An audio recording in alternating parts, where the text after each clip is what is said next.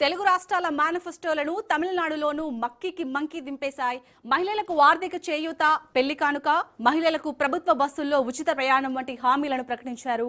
టీవీకి అధికారంలోకి వస్తే ప్రభుత్వ ఉద్యోగులు మినహా 60 సంవత్సరాల వయసు వరకు మహిళలకు నెలకు 2500 ఆర్థిక సహాయం, ఆడపిల్లల పెళ్లి కోసం 8 గ్రాముల బంగారం, పట్టుచీర ఇస్తామన్నారు. అంతేకాదు తెలుగు రాష్ట్రాల తరహాలోనే అన్ని రకాల ప్రభుత్వ బస్సుల్లో మహిళలకు ఉచిత ప్రయాణం కల్పిస్తామని ప్రకటించారు.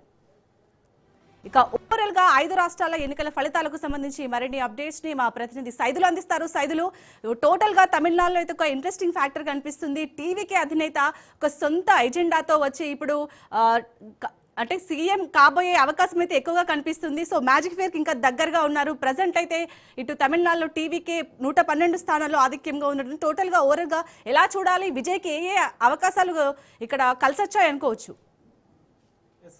చూడాలి శాలిని. మరి ఎందుకంటే హంగు దిశగా తమిళనాడు కనిపిస్తుంది. స్పష్టమైన మెజారిటీ లేకపోవడంతో తమిళనాడులో హంగు వచ్చే అవకాశం కనిపిస్తుంది. సో ఏదేమైనా సరే పార్టీ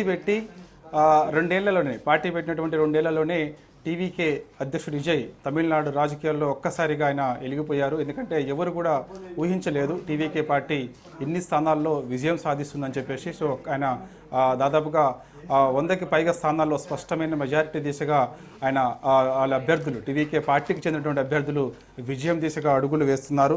విజయ్ పోటీ చేస్తున్నటువంటి 2 నియోజకవర్గాల్లో కూడా ఆయన స్పష్టమైన మెజారిటీతో ముందుకెళ్తున్నారు. తిరుచి ఈస్ట్లో ఆయన విజయ్ స్పష్టమైన మెజారిటీతో వెళ్తున్నారు. సో తిరుచి ఈస్ట్లో అత్యధికంగా క్రిస్టియన్స్ ఉంటారు. సో క్రిస్టియన్స్ ఎక్కువగా విజయ్కే పట్టం కట్టారు. అదేవిధంగా పెరంబూర్లో కూడా విజయ్ పోటీ చేస్తున్నారు. తమిళనాడులో మొత్తం 2 నియోజకవర్గాల్లో పోటీ చేస్తున్నారు.